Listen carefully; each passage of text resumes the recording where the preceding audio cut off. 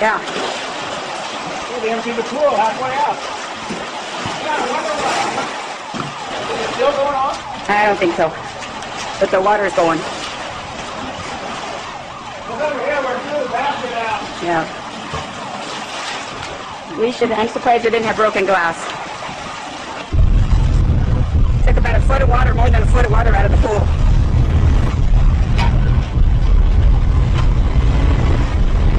Probably better go turn the motor off. If we're going to put some water in it.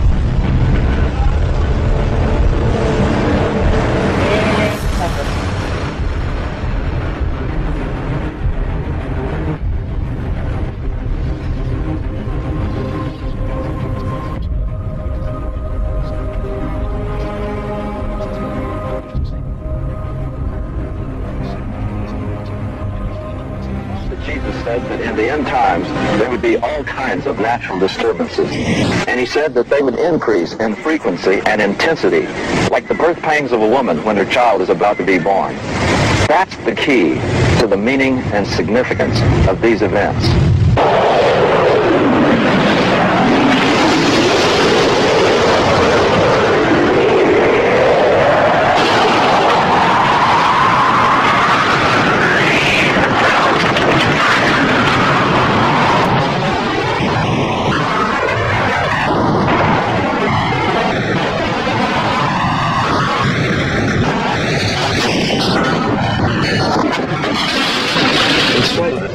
Achievements of 20th century technology, we are constantly reminded of how helpless and puny man is before the forces of nature.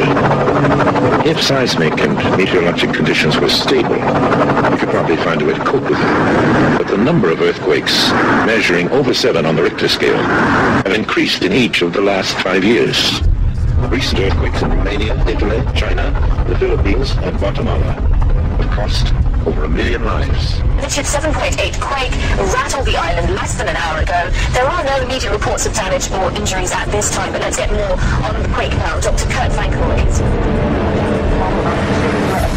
8.8 quake hit about 90 minutes ago off Chile the coast. Yes, 8.8 quake, very strong earthquake there this morning. There are power blackouts, we're told, reported in Santiago and in Concepcion, the largest city closest to the epicenter of this quake. A tsunami warning has Quake also rocked this been impoverished Caribbean nation late this afternoon. The 7.0 quake was centered roughly 10 miles from the capital city, Port-au-Prince, and there are reports of at least one strong 5.9 aftershock. Early reports are that a hospital may have collapsed and that screaming was heard from the scene. Haiti is the poorest country in the Western Hemisphere, a place where infrastructure is incredibly weak, and a disaster of this magnitude could not be an unfolding. Fox News, a very powerful earthquake striking just a short time ago off the coast of India. The 7.7 quake is a little more than 100 miles west of Nisha. That's on the Nicobar Islands. We are getting word that tsunami watches have now been issued for parts of the Indian Ocean. Now, this area is very close to Sri Lanka. You may recall that country saw major devastation from a massive tsunami back in 2004. Now, here's what we know. India, Indonesia, Sri Lanka, Myanmar, Thailand, Malaysia are all being warned of In southern Greece, people were fleeing out of buildings in the 6.5 quake. It was felt as far away as Athens and Cairo, Egypt. The U.S. Geological Survey says the quake measured 6.7. A similar magnitude quake in 2006 caused minor damage to homes and buildings in the southern part of the country. There are no reports of injuries or serious damage from this quake yet. Officials warn that aftershocks are possible, and Greek television is warning people near the epicenter to stay away from buildings. A person who was in Gisbed when a 5.3 earthquake hit England doesn't think the quake damage is minor. A chimney fell through the roof of his house. We got Joe got injured, they had a rumble, and then the chimney fell through, down to him, in bed. Rock himself is doing an operation, some damage for him. The quake hit around 1 in the morning, about 125 miles north of London. It is the largest quake to hit Britain in more than 2 decades. This was the scene in northeastern Nevada as a 6.0 earthquake struck early Thursday morning. All of a sudden, a bit of shaking. I mean, it's not just rolling back and forth. It is shaking, violently shaking. Take a look at this surveillance video from inside a convenience store in the community. The walls shake, the lights go off, and the people inside rush to a safer place. Since that massive 8.8 earthquake in Chile triggered a tsunami warning across the Pacific. Since then, there have been 4 significant quakes in other parts of the world. Local scientists say they are likely related. KFTV4's Jill Kuramoto tells us there's expectation an even stronger quake is on the way. There's been a lot of shaking going on. 8.8 in Chile, 7.0 in Japan, 6.4 in Taiwan, 6.5 in Sumatra. Geophysicist with the Pacific Tsunami Warning Center, Dr. Gerard Fryer, says large earthquakes tend to cluster, with the last cluster ending in 1964 with the Alaskan quake. And now we've had 2004, which was 9.1, and 2005, which was 8.8, and now 2010, which is 8.8. I'm sort of waiting for the other shoe to drop. You know, I wouldn't be at all surprised if within a year or so we get another magnitude 9. Fryer says the significant quakes this week are likely a result of Chile's earthquake, which has been recorded as the world's 5th strongest since 1900. Plate tectonics is just working all the time, constantly the plates are grinding together all the time, and the strain is accumulating and accumulating and accumulating, and then you give it a big wham. It's not surprising if there are just little adjustments all around the edges of the plates. The U.S. Geological Survey expects 17 major earthquakes, those between 7.0 and 7.9, and one great quake, 8.0 and higher, will affect the world in any given year. Fryer calls the recent spate of earthquakes unusual. So does that mean the Earth is angry? We've been following that breaking news, an earthquake in northern Illinois, a 4.3 magnitude quake, and actually back here in the newsroom we've been fielding several phone calls from people in this area and receiving emails as well from people in southeast Wisconsin who are telling us that they did in fact feel this earthquake earlier today. I have a few of those emails. One person from Kenosha says that it made their eyes open wide, got them out of bed actually this morning. Another person in Greendale describes the sensation and the feeling and the sound as a growl. At first they thought maybe it was a snowplow, but then realized this was an earthquake. It's the same story with tornadoes, floods, and our changing climate.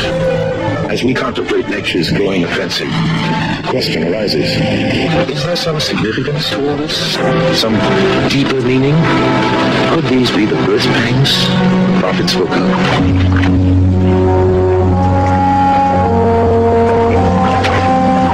In Luke chapter 21, there are clear predictions about disturbances in space that will affect our atmosphere and change our weather patterns. It predicts that these disturbances will be so overwhelming that men's hearts will fail them for fear because of what is coming upon our world. And there will be signs in sun and moon and stars, and upon the earth, distress of nations in perplexity at the roaring of the sea and the waves. For the powers of the heavens will be shaken, will be shaken. The calendar advances. Galactic forces move into alignment. The Mayan prophecy approaches. What will happen on that fateful day, the 21st of December, 2012? Their calendar was incredibly precise, more accurate even than our own. Its interlocking timescales of lunar, solar, and planetary cycles could accurately predict a solar eclipse thousands of years into the future. On the winter solstice of 2012, December 21st, the sun rises within the dark rift at the center of the Milky Way. And they call this dark rift the cosmic mother, or they also apparently refer to it as a black hole. And only in the last 5 years have Western astronomers discovered that there is actually an enormous black hole at the center of the Milky Way, so at the center of our galaxy. Modern astronomers concur with the ancient Mayans. On December 21st, 2012, the Earth will be in exact alignment with the Sun and the center of the Milky Way galaxy, a galactic event that takes place only once every 25,800 years. No one knows what effect this extraordinary alignment will have on the Earth, but the Mayans believed it would be dire. It might be kind of like a crossing over of the kind of galactic equator. When you go below, south and north, magnetic currents will spin in opposite directions. It might be there's a kind of field effect reversal that takes place once you pass through this galactic equator. Geophysicists have a theory that is strikingly similar to the events predicted by the Mayan alignment. This phenomenon is called pole shift, in which the entire mantle of the Earth would shift in a matter of days, perhaps hours, changing the position of the North and South Pole, causing worldwide disaster. Earthquakes would rock every continent. Massive tsunamis would inundate coastal cities. It would be the ultimate planetary catastrophe. As unlikely as this theory seems, it is backed by science. Albert Einstein first suggested it in 1955. And a new study from Princeton University reveals that the poles have shifted before. The North Pole rested in the middle of the Pacific 800 million years ago, placing Alaska at the equator. Even if this pole shift took place slowly over years, it would result in global climate change and shifting sea levels. If it took place rapidly, it would mean planet-wide disaster and mass extinction of species. Beyond the calendar round, the German scholar Fosterman discovered that the Maya tracked time with yet a third calendar, called the Long Count. Its importance is central to their conception of time itself. It's from the Long Count that they calculated doomsday and made their predictions concerning the future. The Long Count measures the time elapsed since the mythical beginning of the Mayan civilization. It transcends the lifetime of individuals and kingdoms. After years of collating data from astronomy, archaeology, and iconography, experts have calculated that the start date of the Long Count equates to the 13th of August, 3114 BC, and ends 5,125 years later on the 21st of December, 2012. Perhaps most important within the Long Count calendar is one overarching theme. In Mayan cosmology, there are 5 great cycles, each one lasting about 5,125 years. 4 have already passed. The 4 prior cycles all ended in destruction. So when we talk about the Mayan doomsday prophecy, we're talking about the end of the 5th cycle, the very last day, which equates to December 21st in the year 2012. This indicates that the 5th and current cycle, like its predecessors, will also end in destruction. If so, what could trigger it? The answer may lie in a rare cosmic event that was foreseen by the Maya more than 2,000 years ago.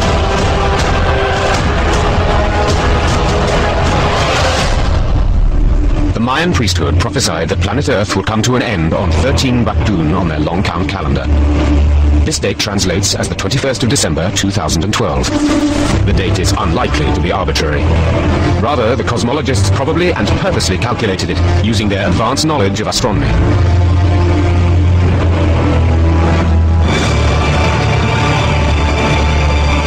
The Mayan prophecy for 2012 is anchored to an astronomical alignment. And in December of 2012, the December solstice sun will be lining up with the center of our Milky Way galaxy. This is a very rare cosmic alignment. It happens only once every 26,000 years. Every 26,000 years, the sun aligns with the center of the Milky Way. At the same time, another astronomical rarity occurs. The Earth completes a wobble around its axis.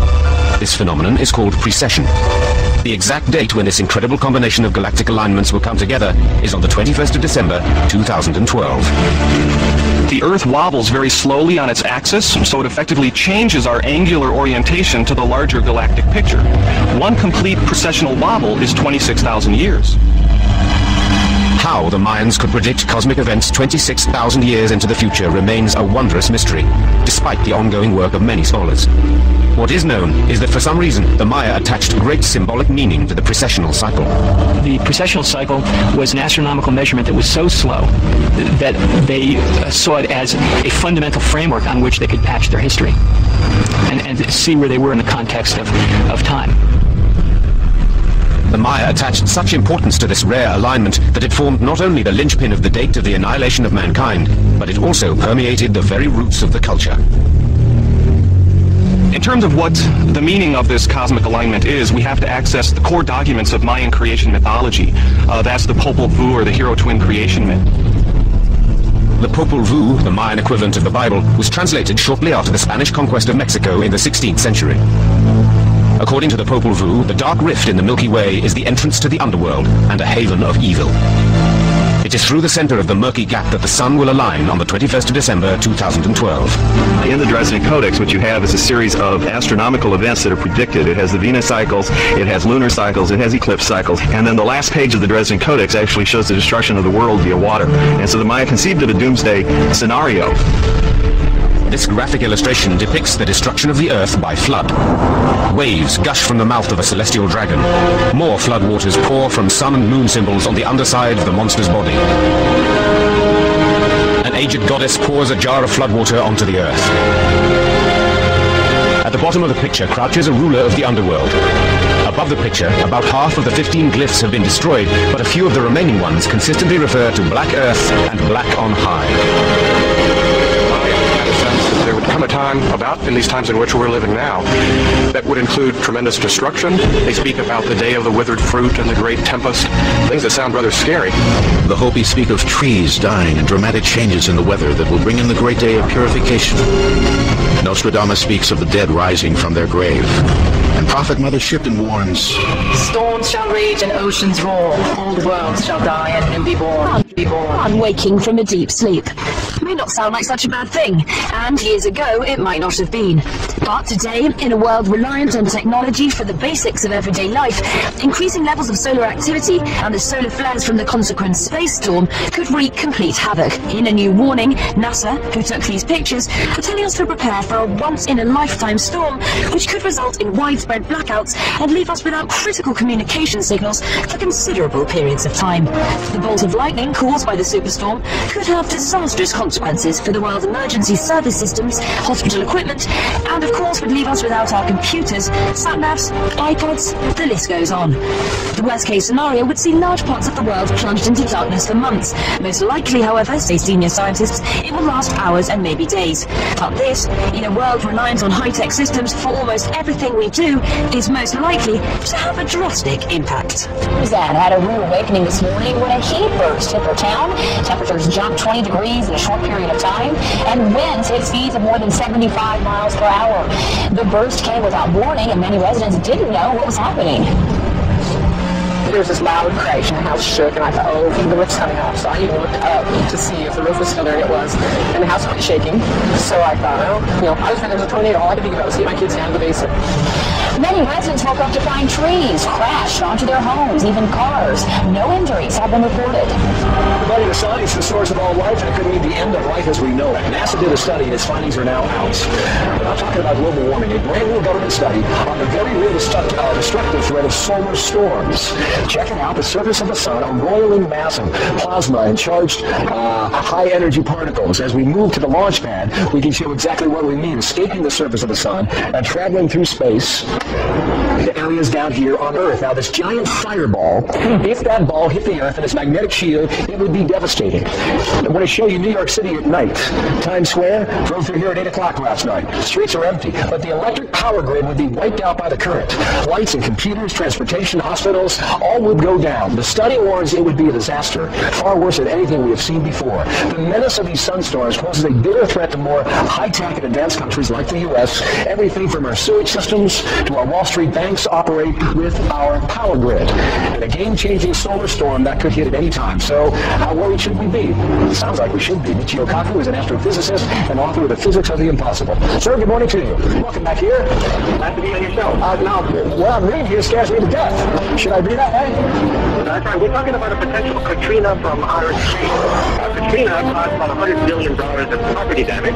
And unless we begin to make efforts now to reinforce our satellites and power grids, we could have something maybe 10 times bigger than Katrina, because we're talking about the loss of all electricity and all satellite activity. Maybe thrown 100 years back into the past. Michio, has this happened before? In 1859, we had a humongous storm that wiped out telegraph poles, and we tried to then estimate what kind of power to do that. And we now realize we are very young in the space age.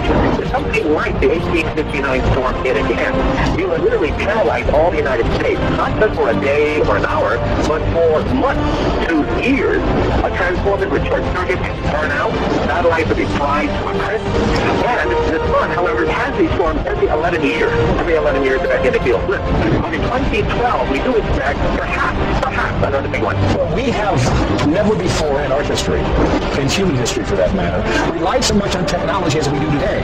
And that's part of what they found in the study, because we rely so much on our ability to communicate through our computers that they would all go down, which would handicap not just New York, but the eastern half of the United States. That's what the study finds, which would be far worse than the blackout of New York from 4 years ago, Michio. So that's right. We'll blast on only last for a few hours to a day. But if you start to short circuit all the transformers and blow out the satellites and fry the communications grid, so you're talking about knocking out the United States for months before we can get enough rescue crews and repair them to handle not just one city, but hundreds of cities around the United States. You know, Michio, sometimes you come out here and you sound like the Doctor of Doom and gloom. Does something like this keep you up at night? It does.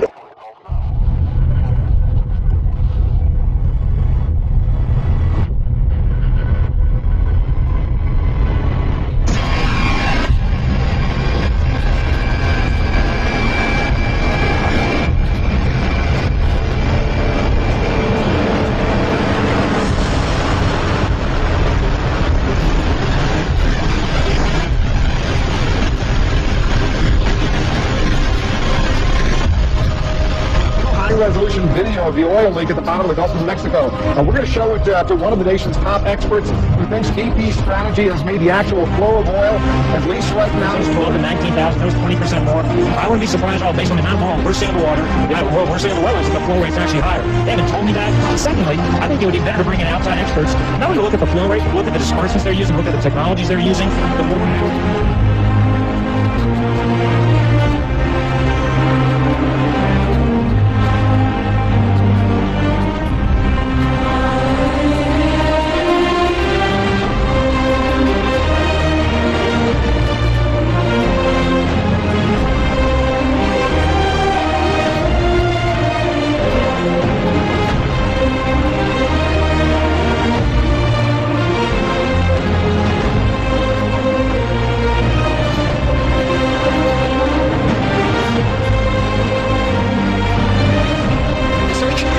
This morning for the people still missing after a flash flood tore through an Arkansas campground. At least 16 people were killed in this national forest there. Joining us. Back to Fall Taping Times, we reported last night the Justice Department will not prosecute 3 Black Panthers accused of intimidating voters in Philadelphia. One of the men, King Shamir Shabazz, is featured in a National Geographic program. I hate white people. All of them. Every last iota of a cracker. I hate it. We didn't come out here to crazy. There's too much serious in the black community to be out here sliding to South Street with white, dirty, cracker whore on our arm, and we call ourselves black men with African garb on. What the hell is wrong with you, black man? You better do that with a white girl on your damn arm. You want to bring them? You want to have to kill some crackers. You want to have to kill some of their babies. Again, Mr. Shabazz is one of the Black Panthers who Attorney General Eric Holder would not prosecute. Of Islam is embedded within the teaching of Islam. The spirit of hatred and killing and slaughter is the spirit of Islam as it is written in the Quran. Now I have, on one hand, I have the Quran, on the other hand, I have the AK-47 machine gun. Change the world. Islam has a plan to take over the world. They believe very strongly that they're going to create a worldwide Ummah, the Nation of Islam. Many of the Muslims have an initiative in governments. Muslim governments, like Saudi Arabia, for example, are funding the evangelization of the West through videos, booklets, leaflets, and through many other programs. We're seeing Islamic society seeking to impose a 7th century Arab worldview on everybody else. While they all know life is better in the West, they want to destroy the West. Everybody else. While they all know life is better in the West, they want to destroy the West. The United Nations has adopted what it calls a resolution combating defamation of religions. The United Nations now wants to make that anti-blasphemy resolution binding on member nations, including, of course, our own. That would make it a crime in the United States if the United Nations were to have its way to criticize religion, in particular, Islam. The UN General Assembly is considering a binding resolution urging member states to make it a crime to criticize Islam. What they would do would be to make it illegal to put out a movie or to write a book or a poem which somebody could say was defamatory. Sheriff Paul Babio says Mexican drug cartels now control parts of Arizona all the way up to Metro Phoenix. ABC 15's Mario Lucenta has his plea. Drug cartels control this area, and this is unacceptable, and local law enforcement cannot handle and stop this on our own. Now County Sheriff Paul Babou says drug violence is far past the border, spilling into the communities. Hiking areas now have warning signs posted where military armed drug cartels are frequently photographed making drug deliveries to vehicles on Highway 8. We are outgunned, we are outmanned, and we don't have the resources here locally for us to fight this. 5 weeks ago, a Pinal County deputy was ambushed and shot as he tracked 6 drug smuggling suspects. Several times, the caller told operators to look for him where the sheriff had been shot. Much of your attention.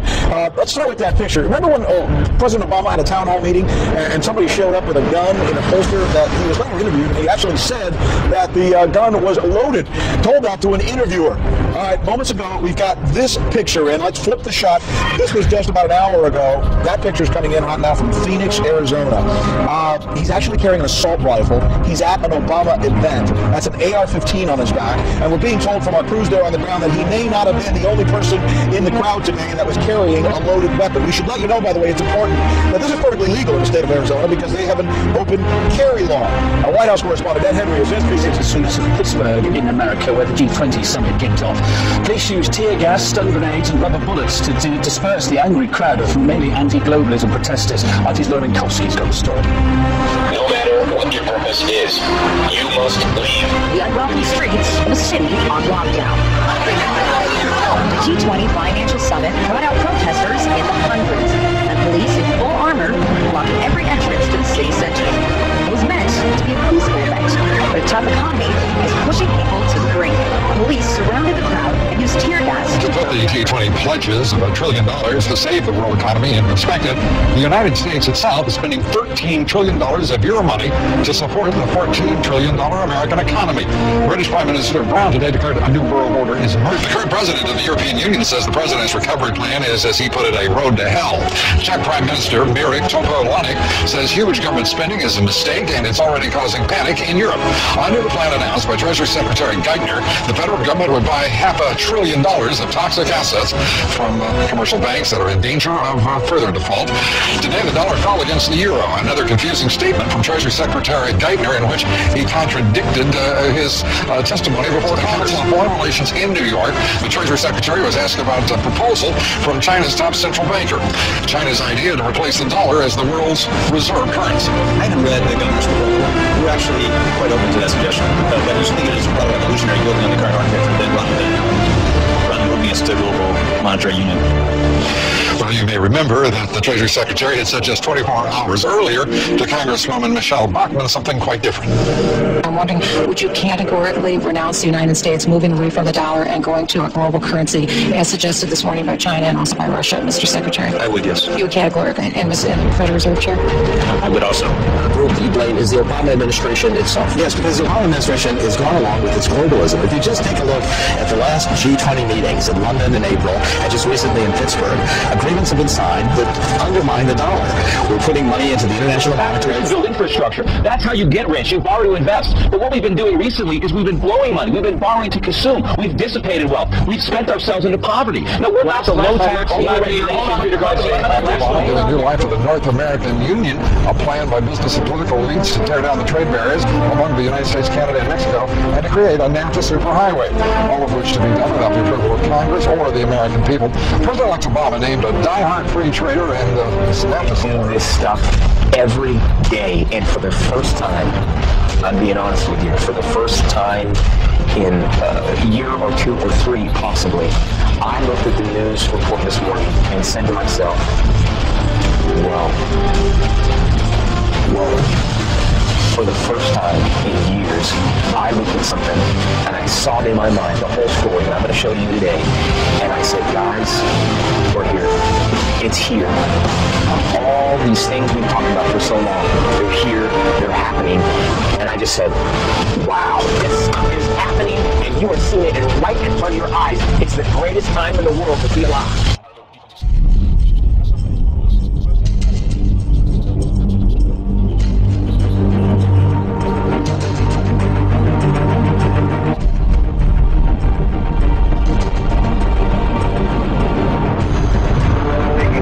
From the last battlefield on planet Earth. It's out here that the last stages of history as we know it will be decided. We're told not only in the Bible what will happen here, but when. The exact sequence of events that will occur here are given in prophecy. The prophet Zechariah tells us that the soldiers who fight here will have a most unusual way of dying. First of all, the flesh will be consumed off of their bones, the eyes consumed out of their sockets, and the tongue consumed out of their mouth. But the strange thing is, he says that this will all occur before they can fall to the ground. There's nothing like that except nuclear war.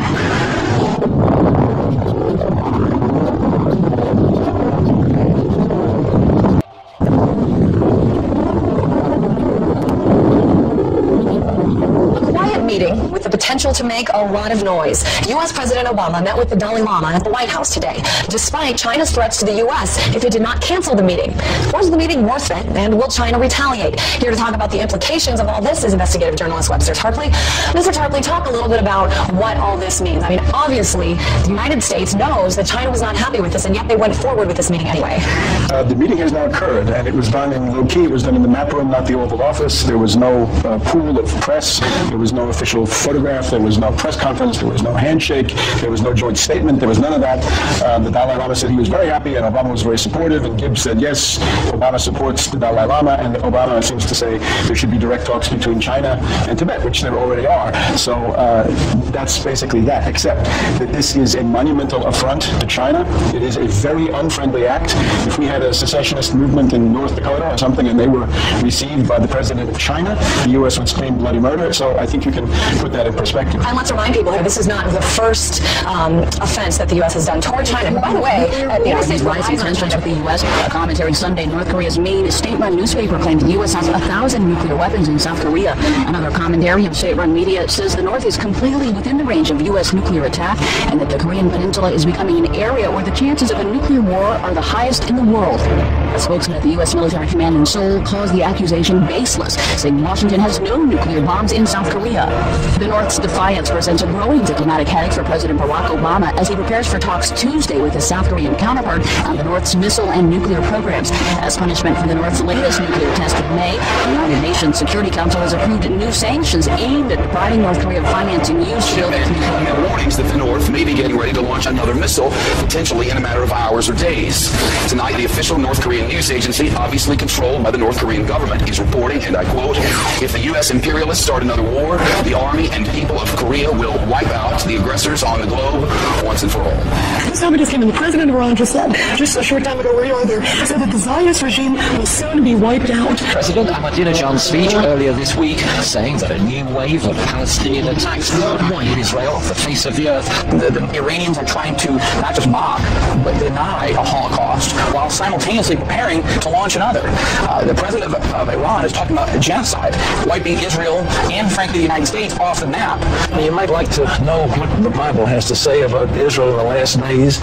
Is this the beginning of Ezekiel 38? We don't know, but it's getting close.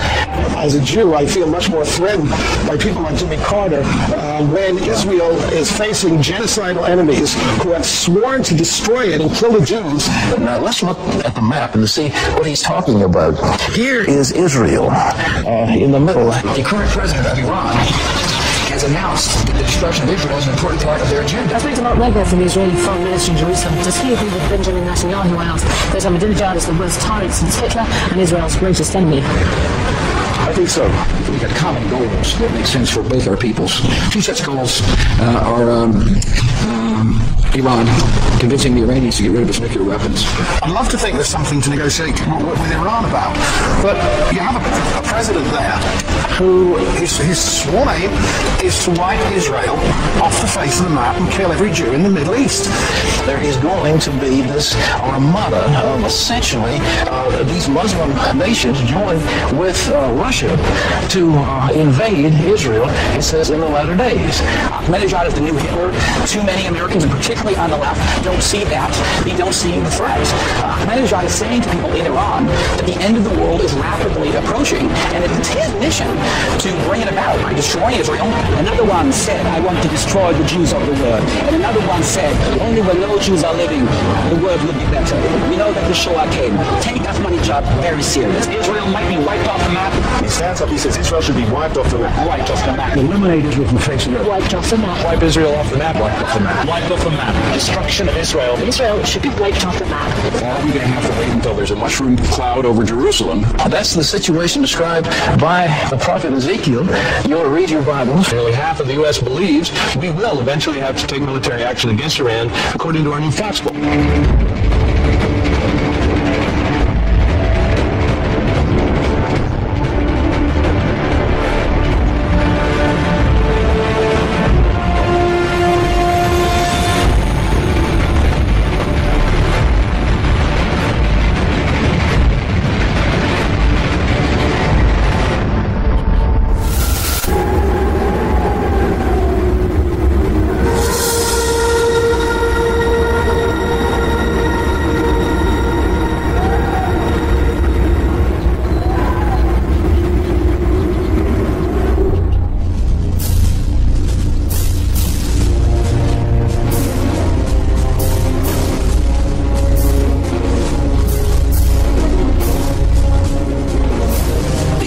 Begins his campaign to destroy the Jews by attacking Jerusalem.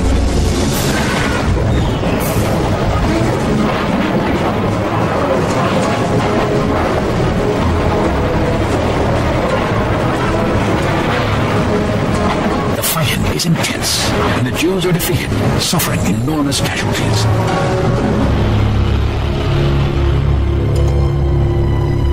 With Israel's capital under his control, the Antichrist then directs his attack on the Jews who had fled the city after the temple's desecration. He orders his armies into the wilderness.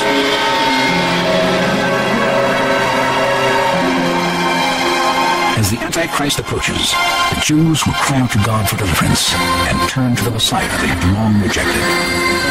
In that extraordinary moment, God's covenant with Israel is made complete, and the prophetic words of Christ again come to focus. O Jerusalem, I tell you, you will not see me again until you say, Blessed is he who comes in the name of the Lord.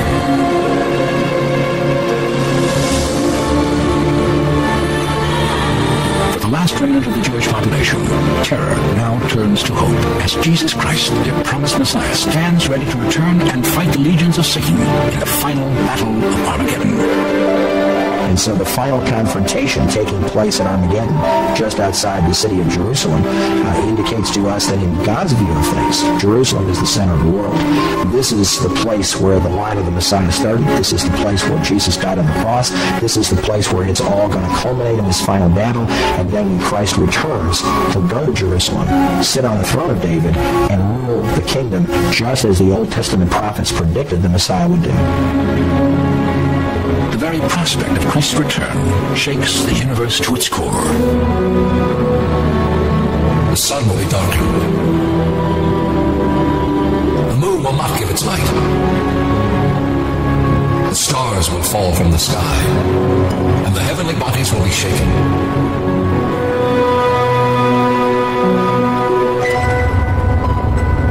The heavens are darkened like a great stage before the curtain rises on the most dramatic event in history. Then, what Christ described as the sign of the Son of Man will appear for the entire world to see.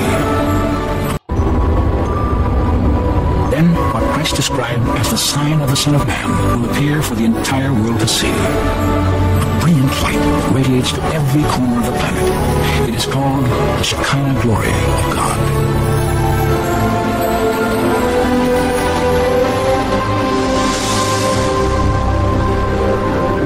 As Jesus appears, the Antichrist and his armies are filled with rage.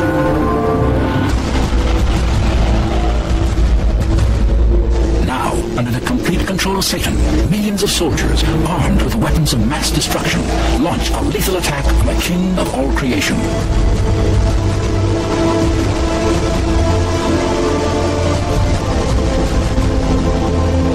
When he comes, it says the tribes of the earth will mourn, and they're not rejoicing to see him. And they do not repent, and instead shake their fist in the face of God and say, in essence, we will not submit, and we will not bow down to you.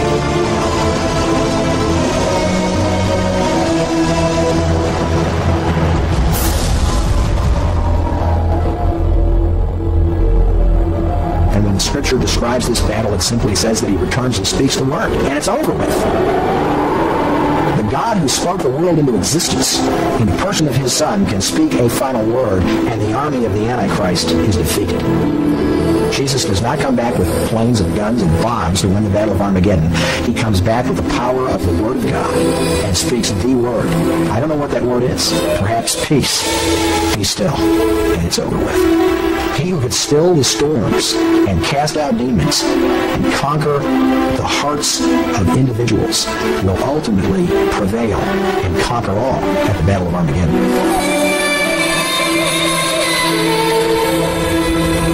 The return and triumph of Jesus Christ will ultimately transform the devastation of the end times into a remarkable new beginning.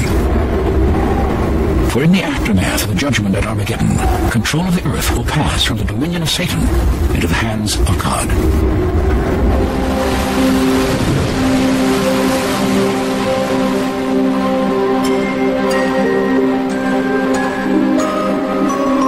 In the decades that will follow the final apocalypse, the planet will be renewed as instruments of peace replace the weapons of war. And for 1,000 years, Jesus will rule the universe from Jerusalem, his holy city.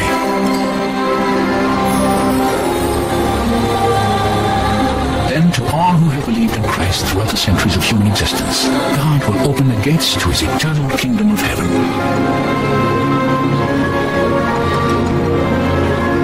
There, the pain and suffering of the Great Tribulation will be washed away by a river of healing and hope. The darkness of spiritual deception will yield to the radiant light of perfect truth. And the sting of death will be swallowed up forever by the joy of everlasting life. When these things begin to take place, stand up and lift up your heads, because your redemption is drawing near. I am the light of the world. Whoever follows me will never walk in darkness, but will have the light of life.